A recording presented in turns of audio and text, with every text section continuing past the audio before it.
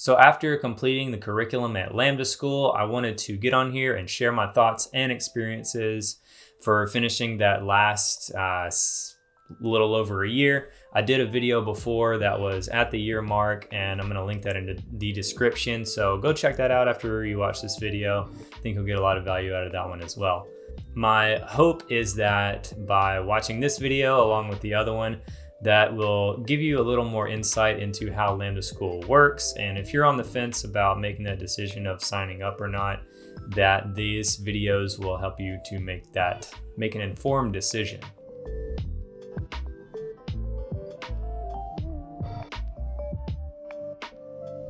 So after finishing this whole program, what do I think about Lambda School in general? What do I think about my experiences there? Was it positive? Was it negative? I'm going to answer these questions and a lot more in this video. I'm also going to go through some pros, my favorite things about Lambda, and some cons, my not so favorite things about Lambda. And then at the end, I'm going to go over some schedule and curriculum updates that Lambda announced at the end of last year. And then I'm going to talk about what I think about those, if I think that those are going to have a positive impact on the program, on the student experience, and if they're going to make the program more or less effective, in my opinion. So stick around for that at the end of this video. Before I started Lambda, I was doing some research into the company, and I looked at the student success rate, and I remember seeing something around like 80%, which was ridiculous. And it was just mind-blowing to me that a school could have that kind of success rate, given the inconsistencies in just people in general. You can have the best curriculum ever, but at the end of the day, people have to make their own decisions, right? So 80%, that was pretty crazy. So seeing that number, along with the fact they had this income share agreement, that was pretty much what made the decision for me. If you don't know what the income share agreement is, it basically says you don't pay anything up front.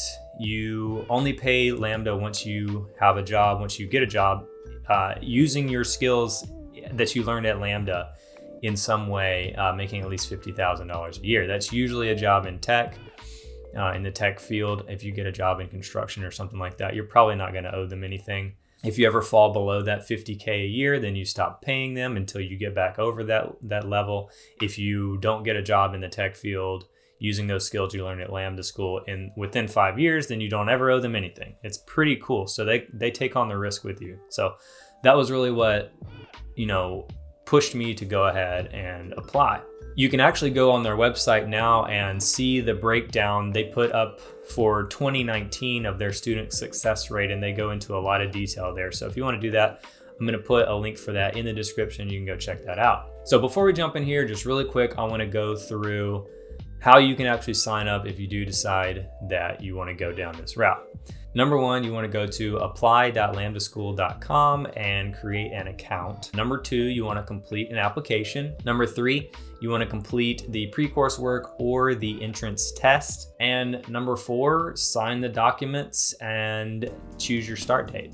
Okay, so now that you're up to speed, let's go ahead and get into the things that I love about Lambda. So I think the number one thing that I love about Lambda School is the community. Just this big group of like-minded individuals who are trying to do the same thing, or at least something very similar.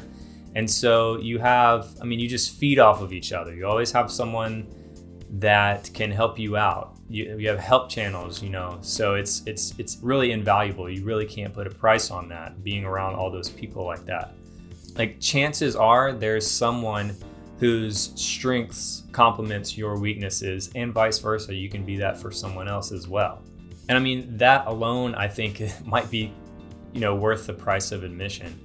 So my second thing that I love about Lambda is the schedule. Now, keep in mind, I was in the part-time program, so it's going to be a little different for a full-time program. Obviously, the part-time program is Monday through Thursday, and it's 3 hours every evening, and then you get one weekend day, so you can choose Friday, Saturday, or Sunday.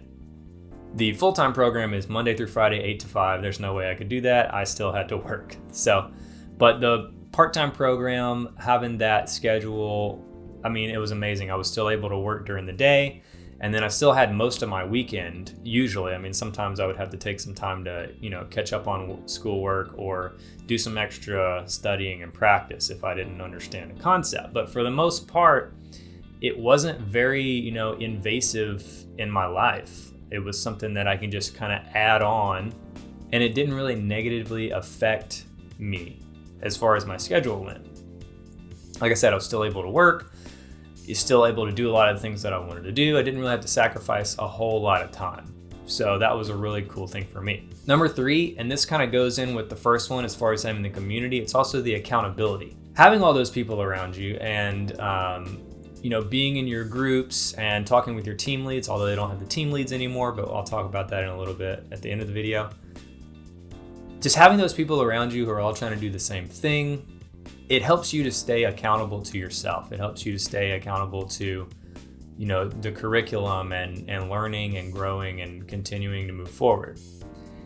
When you're by yourself and you don't have other people around you, then it's easy to kind of just, get off track, especially for me. So I found that to be very valuable. The next thing, the instructors. The instructors were amazing, just top notch. They were very consistent. They're just good people, very knowledgeable, and they just knew what they were talking about, and they're really good at teaching. I mean, it's one thing to know what you're talking about and be smart, and you could be the best developer in the world, but teaching is a whole other skill.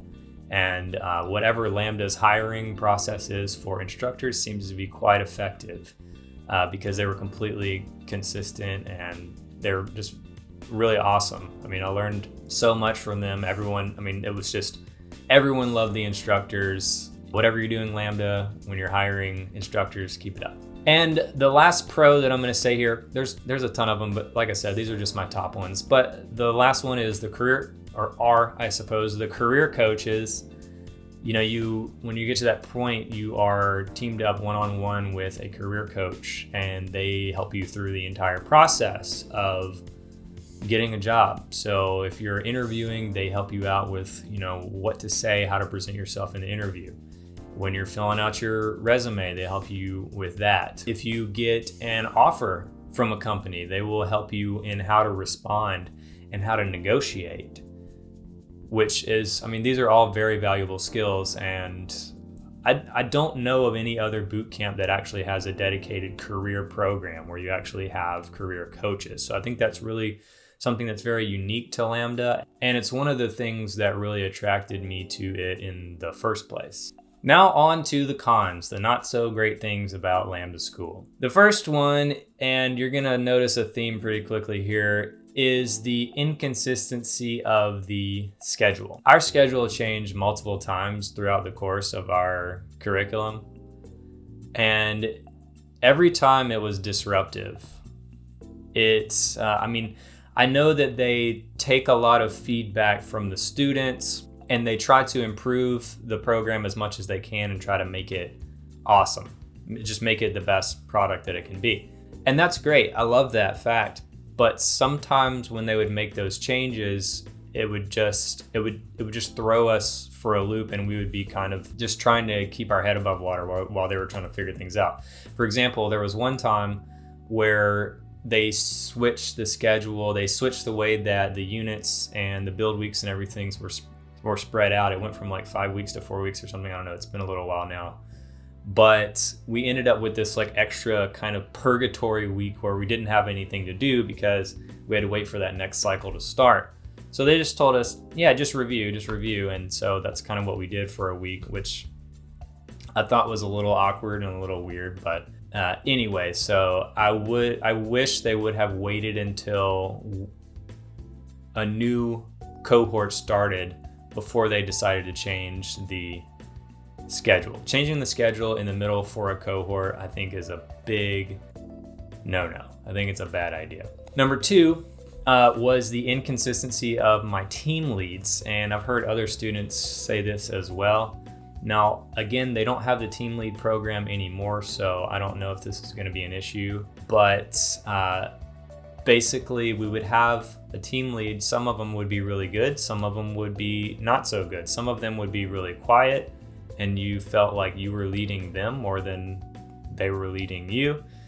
And so it was just sometimes, like I said, it's just really the roll of the dice, is luck of the draw as far as if you get a good one or not. The next thing is there was only one unit for backend in the whole curriculum, which I thought was kind of a bummer, because it's kind of funny, because when I first started, I was like, I don't want anything to do with backend. I just want to be a front-end developer, which is what I thought was kind of cool about the program. When I was looking at it at first, I was like, okay, just a short little little backend unit, and then we can move on, it'd be fine.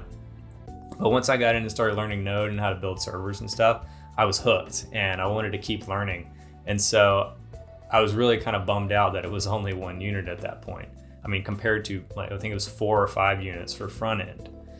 So if, like I said in the previous video, if backend is something that you're passionate about or something that you want to learn, then this might not be the program for you. But if you like front end, then it is really good for that. But like I said, I was kind of bummed it was only one unit.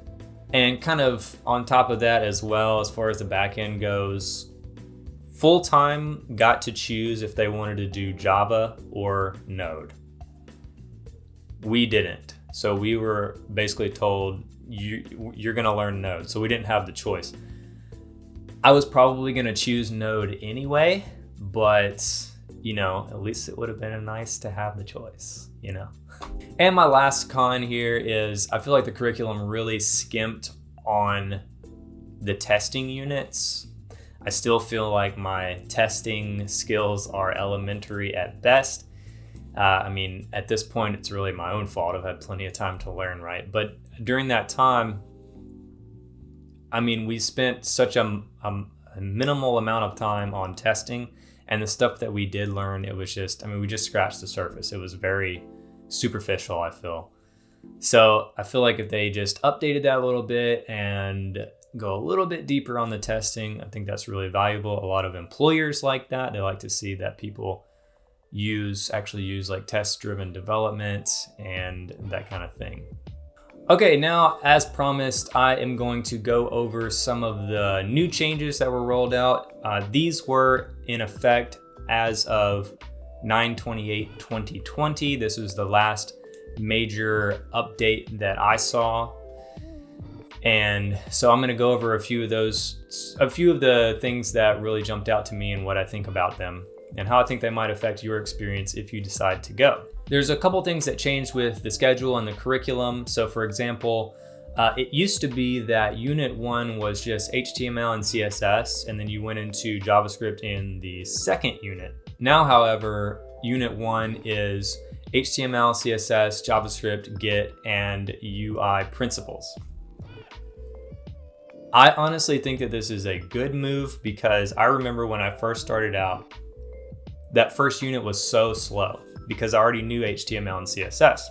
However, if you're someone who is just starting from nothing, which I would assume you weren't because you do have to take the pre-course work, so you'd probably need to know a little bit to be able to pass that. But if you would like a refresher on HTML and CSS or whatever, then it might not be such a good thing for you. It might feel a little crammed and a little rushed. JavaScript itself could be its own unit. And I think it was, actually. We had JavaScript 1 and 2. So the second thing as far as the schedule and curriculum goes is the order of computer science and labs. When I went, it was front end, back end, labs, computer science. I had to think about that. Now it's front end, back end, computer science, labs. First of all, I guess if you're not familiar with what labs are, you get in a group and for 2 months or 4 months, for a long time, you're just building one product, right? You're building this web application. Or maybe you build like a browser extension or something. But whatever it is, like you're with this group and you're building like a real world project, and it's a lot of fun. The reason why this is significant is because when I went, like I said, you do your front end, back end, and then you go straight into labs before you do computer science. Computer science is mainly like learning concepts, right? And you're learning a new language, you're learning Python. And I think having it right after front and back end is good because you can immediately apply those things that you've learned. And then after the fact, then you come back and learn those concepts and learn Python and graphs and hash tables and all that. By switching it, you're learning like concepts and theory before you actually go into labs. And I don't know if that's a good idea because there's all that time in between there where you're learning all these new things and you might have forgotten a lot of things from front and back end that you could have applied to your application and all that, but now you've forgotten it or you've gotten rusty on it or whatever. Now, the counter argument is that by learning these concepts, you can apply those to your application and build better architecture and stuff, which could be a good thing, I think. But I think in my case, I liked it the way that we did it. All right, there's a couple of new things that came out in what's called Lambda Leadership. And it's basically an update to, I think this is what's kind of the change in the team lead program.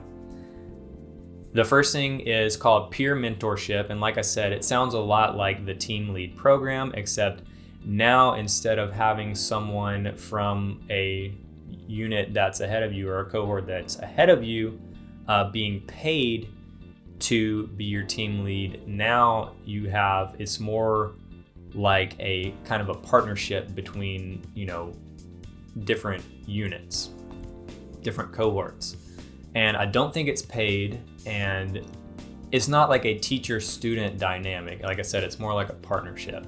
And my guess is that the reason why they're doing this is because the team leads are inconsistent, so they don't want to pay everyone when they're not getting a good result from it, and also be able to take that money and reallocate it somewhere else where it's more effective, which I will talk about in just a second. The second thing is called track teams. And this sounds like a lot like what we did in Build Week, where you'd have basically one person from each unit along the way. You'll all get in a group and then you build something. But this says that they're doing that to replace the normal stand-up groups. The normal stand-up groups are 5 to 8 people from your same cohort, so you're all on the same track. This is people from all different units all together, and I guess you're every day, or not every day, but twice a week, you're having to stand up with those people. I don't think this is a good idea because, like I said, the normal stand-up groups, you're all together in the same unit, and so you're all on the same level, and so you can help each other out because you're learning the same stuff. However, having people spread out like that, put together, I think could be valuable to people in some of the lower units, some of the earlier units. You get a glimpse of what is to come and maybe get a little advice from people who are further along than you. That was actually one of the really good things about Build Week, was getting to interact with those students that were further along. But I don't know if it's such a good idea to have that in place of the normal stand-up groups. I don't think the students that are further along are going to get much value out of that from being with the kids that were in the previous units. Okay, and then there's another update for the career curriculum, is what they call it. So Sprint for Unit 1 will be a dedicated career sprint in lieu of Build Week for that unit. Also, they're adding a full module to the end of units 2, 3, and 4 for careers. Now, I'm kind of indifferent about this. I think it could be valuable to some people. They say the reason why they've done this is because they've gotten a lot of feedback from students saying that they wish they had more, direct career-specific help. So I think it could be a good thing. Like I said, I'm kind of indifferent. So the final thing that they've updated here is for instructors. And like I said, this is one of those things, I think, where they've reallocated money to something that is actually giving them a good return.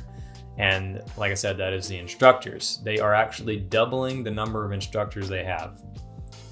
And that is amazing. That is awesome. So what that means is that gives you more time and more chances to interact with those instructors via Slack, through the help channels, through after hours and that kind of thing. I think this is a really great move. Like I said, the instructors are one of the best things about Lambda, and they're kind of doubling down on that. And as I mentioned before, they have obviously a great hiring process for instructors because they're really good, really top notch. So as I've said before, I recommend Lambda School to anyone who needs the structure of school. You need the guidance, you need a roadmap, anyone that needs or would appreciate a community, a group of like-minded people who are kind of on the same path, doing the same thing, to help hold you accountable, to help you reach your career goals. And I recommend it to anyone who doesn't have a few $1,000s lying around to be able to pay another boot camp up front. Also, really quick, I have started a Discord server, and I'm going to put a link to that in the description. And so you can come join that. We're going to be talking about coding, so you can get help with your code, career development, so if you need help with your resume, your portfolio, if you're interviewing, whatever, that kind of thing. My hope is that we can kind of build that community, not unlike the one that I had at Lambda, where people can help each other out. We can get a little more in depth and a little more help and stuff than you can in the YouTube comments. So if you'd like to come join that, then click on that link in the description. I really appreciate my time at Lambda, and I think you will too. You know, I was able to get a web development job only about halfway through the program, and I'm actually coming up on a year this month in January 2021 at that company. So that's a year of industry experience under my belt, which is really cool. And it all started even before I finished the curriculum. And I think that says something to the effectiveness of it. You know, I feel very confident in where I am and where I'm going when/if I decide that I want a new job at a new company. I feel confident in my skills and my experiences that will help me to get there, help me to get that new job. And so much of that is thanks to the strong foundation that I got at Lambda School. All right, this has been a long video, I know, and there's a lot of information in here, but I really hope that it was helpful for you. And if it was, then you know what to do. Hit the like button, subscribe if you want to see more videos on my channel. And again, if it was useful to you, then maybe share it to someone else that's thinking about maybe joining Lambda or another boot camp, and it could possibly help them out as well. So it's 2021 now. You get a whole new year, a whole new set of opportunities to move forward towards your goals. And I hope you grab it by the horns and ride it. That was weird. All right, well, thank you for watching, and I'll see you on the next video.